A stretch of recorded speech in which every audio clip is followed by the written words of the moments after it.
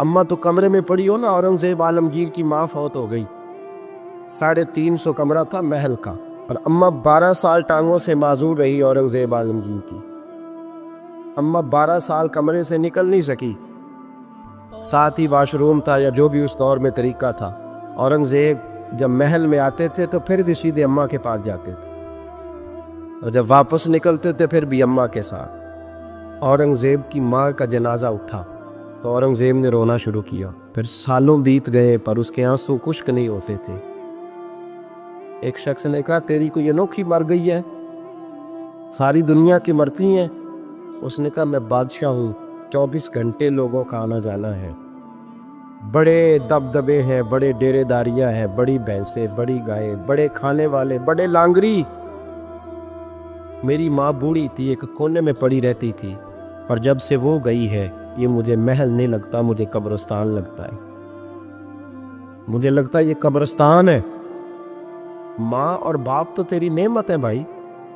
بخاری شریف میں حدیث موجود ہے، حضرت اسماء کہتی ہے میری مشرکہ ماں مجھ سے ملنے آئی کئی سالوں کے بعد، دروازے کے باہر آ کے اماں نے آواز دی اسماء تیری ماں آئی ہے۔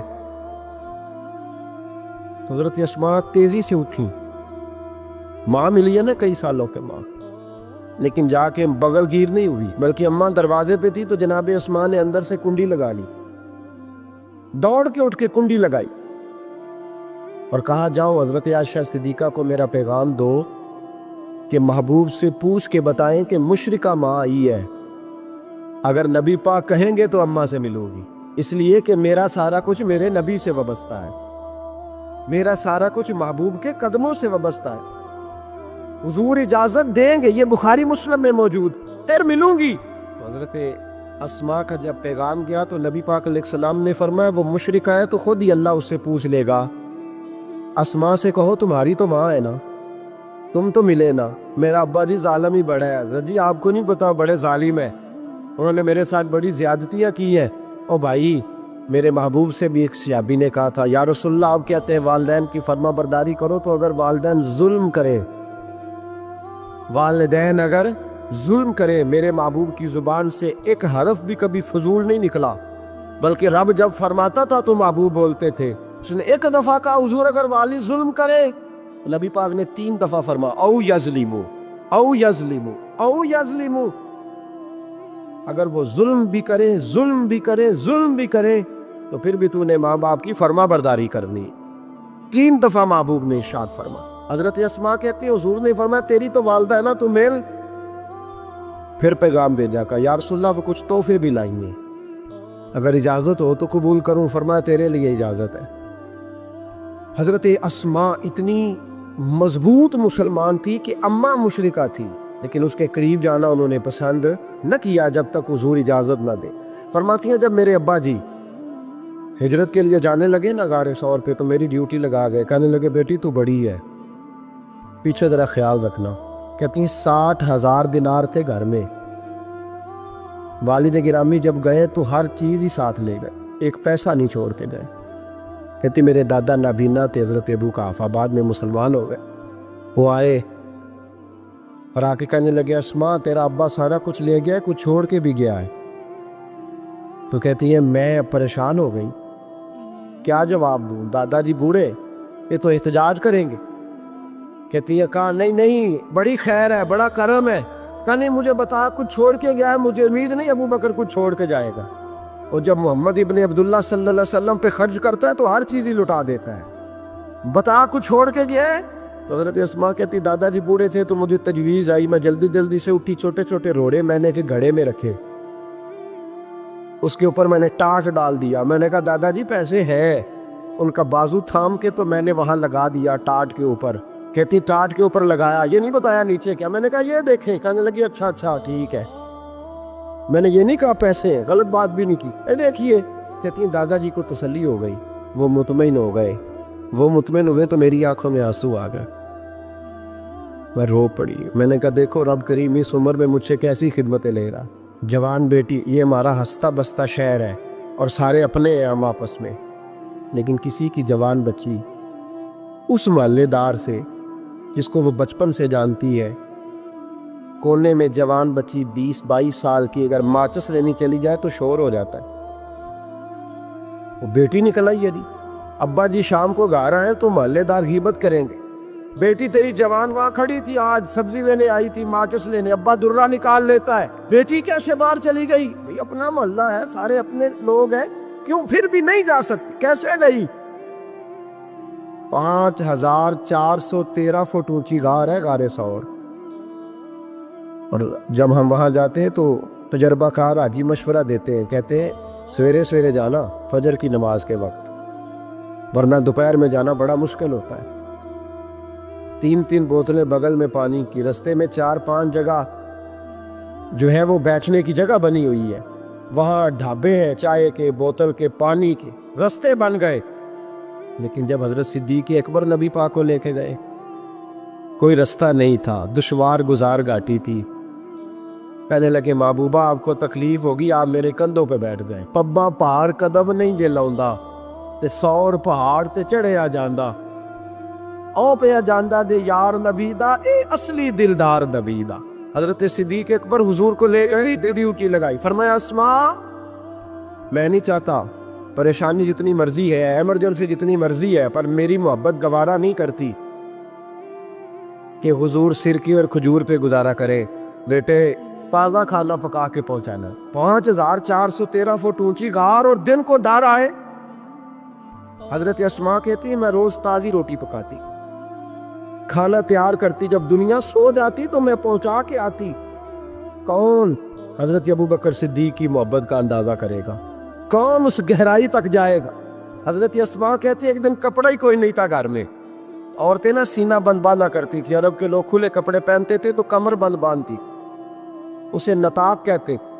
حضرت اسماء کہتی ہے میں نے اسے پھاڑا، آدھے میں روٹی باندھ لی اور آدھا میں نے کمر کے ساتھ باندھ لیا. جب لے کے گئی نا، یہ بخاری ہے، تو حضور نے دیکھا، حضرت ابوبکر نے دیکھا کہ بیٹے تو سینہ باندھ ہے. کہا ابا جی آدھا وہاں ہے، آدھا میں نے باندھا ہوا ہے. تو محبوب نے فرمایا تو ذات النطاق ہے نا، تو 2 کمر بند والی ہے. فرماتی ہے میرا نام ہی پڑ گیا اس سے، 2 کمر بند والی. حضرت اسماء روز کھانا پہنچاتی، محبت بڑے امتحان لیتی ہے. کہتی ہے میں بڑے وقار والے گھر کی مالک تھی، میرے والد قبیلے کے سردار تھے، کاروبار کرتے تھے تو دولت بھی میں نے ہمیشہ دیکھی تھی، کسی کی طاقت نہیں تھی بری نظر سے دیکھ سکے. لیکن حضرت اسماء کہتی ہیں رب کریم نے ہم سے آزمائش بھی. دوسرا دن تھا، حضور کو غار ثور میں گئے تو ابو جہل دروازے پہ آیا، بہت سارے کفار اس کے ساتھ تھے. او بھائی اس کیفیت کو ذرا سمجھ تو صحیح، اس انداز کو کبھی سمجھ تو صحیح، کس بات کی دشمنی لے رہے تھے؟ حضرت صدیق اکبر نے کس طرح کے امتحانات دیے؟ سارے کفار کٹھے ہو کے کہتی ہیں میرے دروازے پہ آ گئے، دستک دی، میں باہر آئی. ابو جہل کہنے لگا کہاں گیا ہے تیرا والد محمد ابن عبداللہ کو لے کے صلی اللہ تعالی علیہ وسلم، کہاں گئے؟ جناب اسماء کہتی ہیں اب میرے لیے بڑی مشکل ہو گئی، جھوٹ بولتی ہوں تو شریعت نہیں بچتی، سچ بتاتی ہوں تو وفا نہیں بچتی، کدھر جاؤں؟ کہتی ہیں پیروں میں زنجیریں ہیں، غلط بات کیسے کروں؟ اس نے پھر پوچھا بولتی کیوں نہیں، کہاں گئے؟ میں خاموش تھی. تیسری بار پھر پوچھا کہاں گئے ہیں وہ؟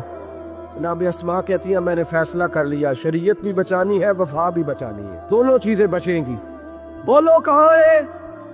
یہاں تو لوگ مرد ہو کے دین کے لیے نہیں ڈٹتے، اور 1 منٹ کے لیے بھی عقیدے پر مسلک پر ڈٹنے کو تیار نہیں ہوتے. لوگ دیکھتے ہیں مجلس کس طرح کی، اس طرح کا رنگ اختیار کر لیتے. جناب اسماء ڈٹ گئی، جناب صدیق اکبر کی صاحبزادی، اور کہتی ہے ابو جہل نے جب کہا بتا کہاں ہے؟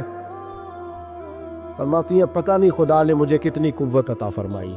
میں بولی اور بول کے کہا میں ابو بکر صدیق کی بیٹی ہوں، میں جھوٹ نہیں بول سکتی. کہنے لگی ابو جہل سن، مجھے پتا ہے وہ دونوں کہاں ہیں، اور میں تمہیں بتاؤں گی کوئی نہیں، مجھے پتا ہے، پر میں تمہیں ہو ہلکا یارا تو برے شم کی طرح نرم، رزم حق کو باطل ہو تو فولاد ہے مومن. پتا ہے مجھے وہ کہاں ہے، پر جرت ہے تو پوچھ کے دکھا. کہتی ہیں چوک تھا مکے کا اور میرا عزت والا گھرانہ تھا، पर अबू जाल ने भरे बाजार में मेरे मुंह पे थप्पड़ मार दिया। कहती है मेरे कान में बाली थी, नीचे पत्थर था, मैं उसके ऊपर गिरी तो मेरा कान फट गया। लोगों ने अबू जाल को पकड़ा ले गए। फरमाती हैं वो आजमाइश भी मैंने दी, इम्तिहान भी दिया, फिर मैं अंदर आई और मैंने फिर अपने उस बहते खून को अपने कपड़े के साथ साफ किया, मुंह को लपेटा और फिर मैं खाना पकाने लगी। कहती हैं उसी तरह खाना पकाया, उसी तरह तैयारी की। गारे सौर पे जो पहुंची तो अबू बकर सिद्दीक ने लिपटा हुआ मुंह देखा। बेटी को तकलीफ में देखे और फिर बाप रात सो जाए, ये हो नहीं ना सकता। तो कहा अस्मा बेटे चेहरे को क्या हुआ, क्या बात है? अर्ज की कुछ नहीं अब्बा जी। फरमाया नहीं बेटे कोई तकलीफ है, कोई चोट है? नहीं अब्बा जी कुछ नहीं। हुजूर ने फरमाया अस्मा खोल ना बेटे चेहरा क्या है। जनाब अस्मा ने कपड़ा हटाया तो खून बहने लगा। क्या हुआ? अर्ज की हुजूर कुछ नहीं, अबू जाल आया था, पूछता था क्या बताती, झूठ बोलती तो शरीयत में इजाजत नहीं थी, बता देती तो आपको तकलीफ होती। उसने ना भरे चौक में थप्पड़ मारा, मेरा कान फट गया। हुजूर मैंने कुछ बताया नहीं। नबी करीम सैयद आलम अलैहिस्सलातु सलाम के हाथ उठे और अजीब दुआ दी हुजूर ने। कहा अल्लाह मैं अबू बकर से और इसके घर से राजी हूँ, तू भी इनसे राजी हो जा। हजरत अस्मा बिनते अबी बकर सिद्दीक रदी अल्लाह ताला फरमाती इस अंदाज में कुर्बानियाँ दी। फिर एक वक्त आया, फरमाती है मेरे घर में दौलत थी, माल था, मैंने बड़ा कुछ देखा था, लेकिन मेरे लिए रिश्ता आया नबी पाक के बेटे का, हजरत ज़ुबैर बिन अवाम। ये हुजूर की फूफी के बेटे भी हैं और जो 10 सहाबा को हुजूर ने जन्नत की बिशारत दी उसमें भी शामिल है। हुजूर ने फरमाया मेरा हवारी है ज़ुबैर बिन अवाम और अशरा मुबशरा सहाबा में शामिल है। लेकिन घर में गुर्बत थी, तंगदस्ती थी, मजबूरी थी। जनाब अस्मा कहती हैं मेरे अब्बा जी ने कहा बेटा तेरे लिए रिश्ता आया है। मैंने कहा किसका? का हुजूर की पुप्पी के बेटे ज़ुबैर बिन अवाम का। कहते मैंने थोड़ी देर के लिए सोचा कि वहाँ तो बड़ी गुर्बत है। तो जनाब सिद्दीक अकबर ने अगला जुमला कहा, फरमाया तुम्हें पता है रिश्ता भेजा किसने? कहा अब्बा जी किसने? कहा मुस्तफ़ा करीम ने। जनाब अस्मा कहने लगी फिर आपको मुझसे पूछना नहीं चाहिए था, पर हुजूर ने पसंद किया है, महबूब ने, इतने मेरे नसीब।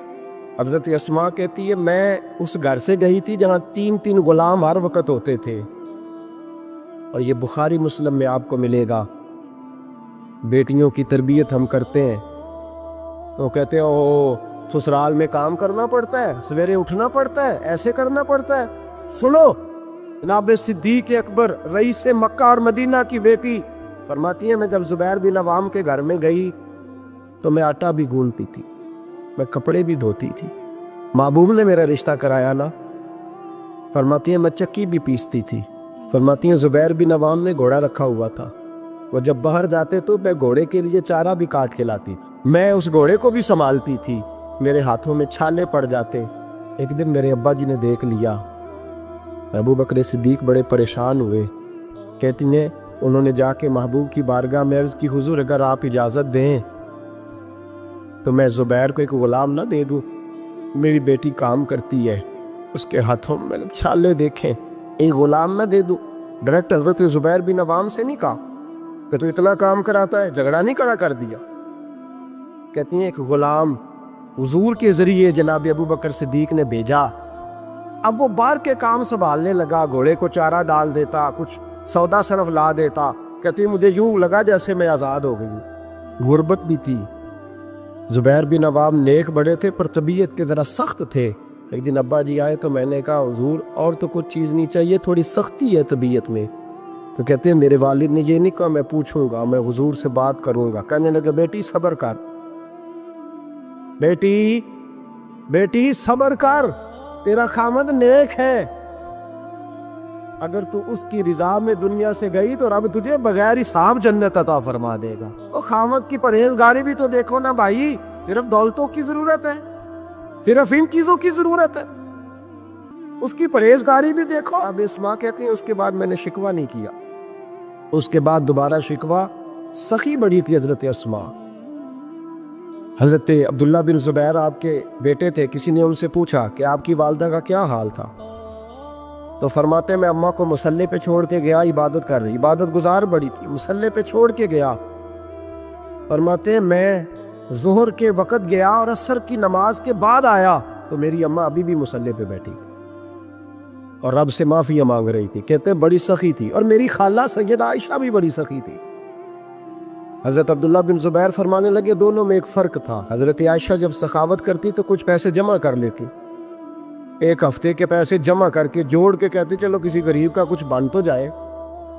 لیکن حضرت اسماء رکھتی نہیں تھی, کہتی تھی روز ہی دینے ہیں, چاہے ایک دینار آرنگ میں موجود ہے. جب ان سے پوچھا گیا ایسا کیوں کرتی ہو تو کہتی ہے میں ایک دن نبی پاک کی بارگاہ میں نا کچھ پیسے دینے لگی تو میں نے 2-3 دفعہ گنے, کہا حضور یہ کچھ دینار رکھ لے. تو محبوب فرمانے لگے اسماء اللہ کے رستے میں گن گن کے نہ دے, ورنہ وہ بھی تجھے گن گن کے ہی دے گا. تو اس کے رستے میں بے حساب دے, وہ بھی تجھے بے حساب ہی عطا فرمائے گا. اور بچا بچا کے نہ رکھا کر, دے دیا کر. تو اس کے رستے میں دیتی رہ, رب بھی تجھے دیتا ہی رہے گا. ہم چونکہ گن گن کے دیتے ہیں نا, اس لیے ہم اس فلسفے کو سمجھتے نہیں. گن گن کے دو گے تو گن گن کے ملے, بے حساب دو گے تو اللہ بھی بے حساب ہی دے گا. حضرت اسماء کی سخاوت, پرہیزگاری. فرماتی ہیں کہ میں جب مدینہ منورہ ہجرت کر کے سب لوگ چلے گئے تو مسلمانوں کے گھر میں نا بیٹیاں پیدا ہوتی تھی. تو یہودی عورتوں نے شور کر دیا کہ ہم نے جادو کر دیا, ان کے ہاں بیٹا نہیں ہو سکتا. تو جناب اسماء بنت ابی بکر صدیق رضی اللہ تعالیٰ عنہ فرماتی ہیں سب سے پہلا بیٹا مدینے میں اللہ نے مجھے عطا فرمایا. کہتی ہے میں نے کہا جاؤ اس کے نانا کو خبر کرو. نانے دادے پیار زیادہ کرتے ہیں, نانیاں دادیاں پیار زیادہ کرتے. تو کہتی ہیں کہ میں نے نا کہا جاؤ نانا کو خبر کرو. تو کہتے جناب صدیق اکبر دوڑے آئے تو پہلے دن کا بچہ ہی اٹھا کے لے گئے. ابا جی بات تو سنے, عمر ٹھہر جا سن لیتے. کہتے لپیٹا میرے عبداللہ کو لے گئے اور سارے مدینے کی گلیوں میں شور کر او یہودیوں نکلو باہر دیکھو, تم کہتے تھے جادو کر دیا ہے, اللہ نے ہمیں بیٹا عطا فرما دیا ہے, دیکھو اللہ نے بیٹا دیا. کہتی پھر سارا مدینہ گھما کے نا تو مصطفیٰ کے پاس لے گئے. کہا یا رسول اللہ دیکھے اللہ نے نواسا دیا ہے. کہتی ہیں میرے بیٹے ابھی میں نے دودھ بھی نہیں پلایا تھا, میں نے کہا لے گئے ابا جی اور واپس بھی نہیں لائے. کہتے حضور کے پاس جب لے کے پہنچے تو نبی پاک نے کھجور منہ میں رکھی, اسے دانتوں کے ساتھ اس طرح چبایا کہ ذرے ذرے میں حضور کا لعاب دہن شامل ہو گیا. وہ کھجور حضور کے لعاب دہن میں گویا گون دی گئی. فرماتی ہیں اس کو نکال کے تو محبوب نے میرے بیٹے کو گٹی عطا فرمائی, عبداللہ نام رکھا.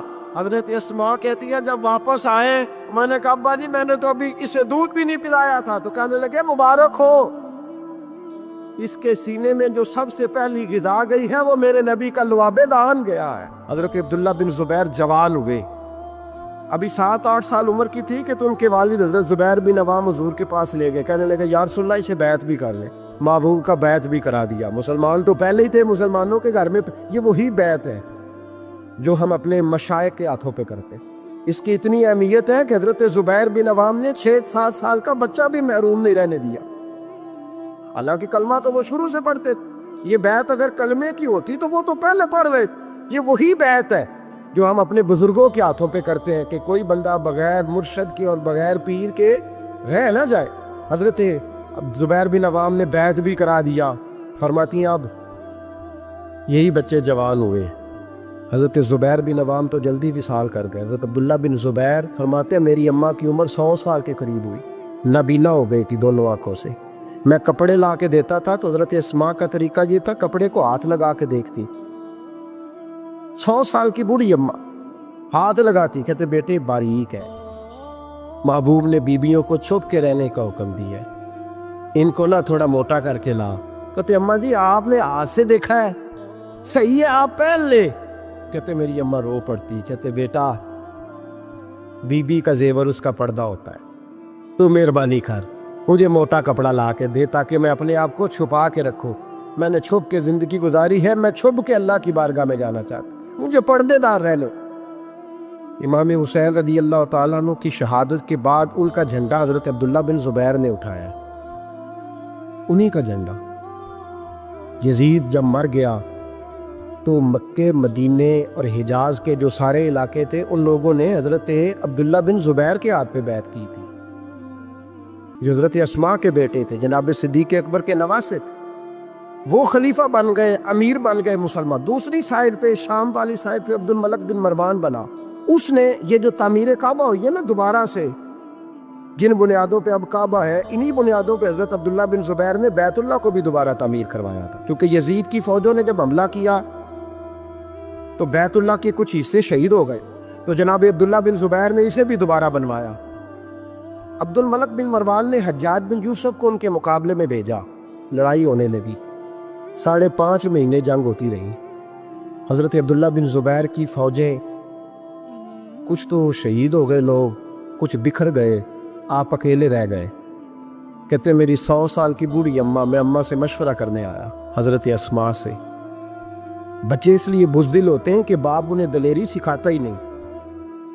کہتے 100 سال کی بوڑھی اور نابینا اماں، کیوں نہیں بچے جہاد کے لیے تیار ہو رہے؟ مائیں کہتی ہیں شاید گھر میں رہیں گے تو موت نہیں آئے گی، شاید ہی اندر رہیں گے تو بچ جائیں گے۔ فرماتی 100 سال کی بوڑھی اماں سے جا کے کہا اماں اب تو میں تقریباً اکیلا رہ گیا ہوں، کیا کروں؟ تو کہتے میری ماں کہنے لگی حضرت اسماء بیٹے پہلے تو یہ بتا کہ تو حق پہ ہے کہ نہیں؟ یہ میں نے کہا اماں ہوں تو میں حق پہ۔ تو کہنے لگی جا پھر میدان میں کھڑا ہو جا اور جا کے لڑ، جب تک رب کو منظور ہوگا تجھے زندگی دے گا، اور بیٹا یاد رکھ جسے شہادت ملتی ہے اسے بھی اللہ کی مدد کے ساتھ ہی ملتی ہے، شہادت بھی اللہ کی مدد سے ملتی ہے، میدان میں جا۔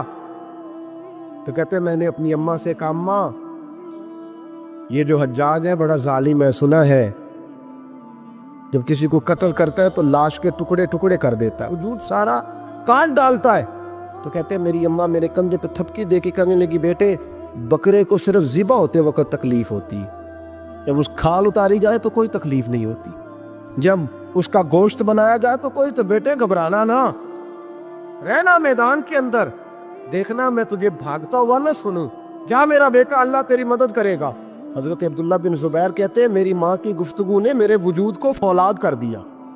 فرماتے ہیں جذبہ جہاد میری اماں نے میرے سینے میں بھر دیا۔ جب میں نکلا میدان میں تو حضرت اسماء پھر پکارنے لگی، کہنے لگی عبداللہ یہ یاد رکھنا کہ تم اس کے بیٹے ہو جس کو میرے نبی نے اپنا حواری کہا تھا، اور نبی پاک نے تیرے باپ کو دنیا میں جنت کی بشارت دی تھی، اور یاد رکھنا کہ تیری دادی مصطفیٰ کی سگی پھپھی تھی، اور یہ بھی یاد رکھنا کہ تیرے نانا وہ ہے جنہیں دنیا صدیق اکبر کہتی ہے، اور یہ بھی ذہن میں رکھنا کہ تیری خالہ وہ ہے جو ام المومنین سیدہ عائشہ ہے۔ بیٹا جب میدان میں لڑنا تو اپنے خاندانی وقار کا ضرور خیال رکھنا، یاد رکھنا تم کون ہو، کس کے بیٹے ہو، کس کے بھانجے، کس کے بھتیجے، کس کے نواسے، خیال رکھنا۔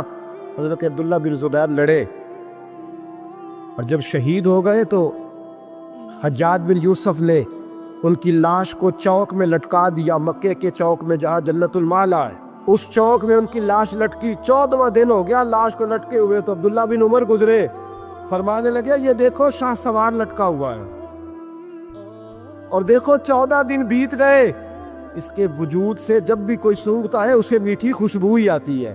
اور عبداللہ بن عمر فرمانے لگے خوشبو کیوں نہ آئے، اس کے وجود میں جو پہلی غذا گئی تھی وہ مصطفیٰ کا لعاب دہن داخل ہوا تھا۔ 14 دن گزر گئے، حجاج نے پیغام بھیجا حضرت اسماء کو میری بات سنو۔ آپ فرمانے لگی میں تو کسی کے پاس نہیں جاتی، اور میں سرداروں کو کیا سمجھتی ہوں، جا دوڑ جا۔ کہنے لگا میں زبردستی بلوا لوں گا۔ فرمایا طاقت ہے تو بلوا کے دیکھ، میں ابو بکر کی بیٹی ہوں۔ حجاج خود ملنے آیا اور آ کے کہنے لگا میرے بارے میں آپ کا کیا خیال ہے؟ تو حضرت اسماء کہنے لگی خیال کیا ہونا ہے، نبی پاک نے فرمایا کہ میری امت میں ایک کذاب آئے گا، ایک قاتل آئے گا۔ کذاب مختار سقفی تھا اور قاتل تو ہے۔ کہنے لگا تجھے پتہ نہیں چلا میں نے تیرے بیٹے کا کیا حال کیا؟ وہ جا کہتے ہیں ایسا جملہ کا حضرت اسماء نے کہ میری سوچ ہی بدل دی، میں نے کہا دیکھا میں نے تیرے بیٹے کا کیا حال کیا؟ تو حضرت اسماء کہنے لگی تو نے تو صرف اس کی دنیا خراب کی ہے، اس نے تو تیری آخرت خراب کر دی ہے۔ یہ سمجھ نہیں آئی؟ تو نے دنیا خراب کی، اس نے تو تیری آخرت خراب کر دی، ابھی تو سمجھا نہیں؟ تو کہنے لگا اماں تو بوڑھی ہے، تجھے شاید پتہ نہیں کہ تیرے بیٹے کی لاش لٹکی ہوئی ہے۔ تو کہتے ہیں حجاج کہتے ہیں حضرت اسماء کہنے لگی شکر ہے اللہ کا، شکر ہے اللہ کا، میرے بیٹا لٹک تو گیا ہے پر کسی ظالم کے آگے جھکا تو نہیں نا، شکر ہے اللہ کا۔ اور کہنے لگی شاہ سوار لٹکے ہی ہوتے ہیں، جو شاہ سوار ہوتے ہیں وہ سواریوں پہ ہی ہوتے ہیں، حجاج جا۔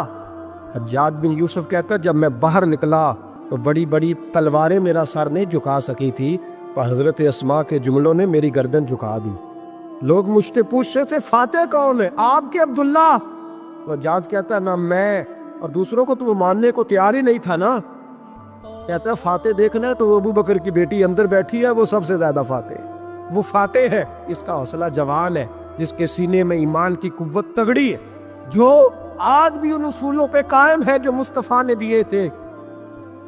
حضرت اسماء اپنے بیٹے کے شہادت کے 3-4 دن کے بعد ہی وصال کر گئی۔ 100 سال کی اسماء کا جب جنازہ اٹھا تو پھر دیکھا مکے کے لوگوں نے اور مدینے کے لوگوں نے کہ بادشاہوں کے جنازے میں اتنی خلقت نہیں آتی جتنی اس خاتون کے جنازے میں لوگ آئے، اور لوگ کہہ رہے تھے آج وہ خاتون دنیا سے گئی ہے جس خاتون نے اپنی زندگی کے 80 سال رسول اللہ کے دین کو دیے۔ بھائی یہ بات آج اس لیے ان کا ذکر، چونکہ ان کا وصال بھی جمادی الثانی میں ہوا، اس لیے چھیڑا ہے۔ اپنے گھروں کے اندر ہم نے تربیت کا، بیٹیوں کی تربیت کا وہ والا ماحول بنانا ہے جو حضرت اسماء بنت ابی بکر کا تھا۔ ہماری بچیاں کہتی ہیں دکھ ہی بڑے تھے، غربت ہی بڑی تھی، ساری زندگی ٹینشن کی نظر ہی ہو گئی، ہم کیسے جمع ہوتے۔ وہ تو امیر گھر سے غریب گھر میں آئی تھی، غربتوں کی ٹینشن نے کبھی انہیں پریشان نہیں کیا بلکہ ان کے ایمان کو جلا بخشی، توانا رہیں۔ جب مائیں حضرت اسماء جیسی ہوتی ہیں تو بیٹے حضرت عبداللہ بن زبیر جیسے پیدا ہوتے ہیں۔ اتنے تگڑے اور دلیر بیٹے پھر دنیا کو ملتے ہیں۔ بچیوں کی تربیت کریں، سارا دکھ روٹی کا ہی ہے، دولت کا ہی ہے، جائیداد کا ہی ہے، کھانے پینے کا ہی ہے، اور بھی غم ہے زمانے میں محبت کے سوا، کچھ اور بھی توجہ کریں بھائی، یہ تو ایک جوز ہے، تو ایک جوز ہے صرف زندگی کا، باقی ساری زندگی تو آگے پڑی ہوئی۔ ان کی تربیت کریں، اصل نہج پر انہیں سمجھائیں۔ حضرت اسماء نے روشن کردار ادا کیا، تقوی، پرہیزگاری، عبادت، سخاوت، رسول اللہ کی نوکری، نبی پاک کی کامل محبت، اپنے بچوں کی تربیت، حضور کی ہر بات کے ساتھ وفا ان کا ترہ امتیاز رہا۔ وہ ہمیں سبق دے کے گئیں اگر دنیا میں زندہ رہنا ہے تو محبوب کے بن کے رہو، زندہ رہو گے، تابندہ رہو گے، پائندہ رہو گے، ہمیشہ مدحت خیر الانام میں گزرے۔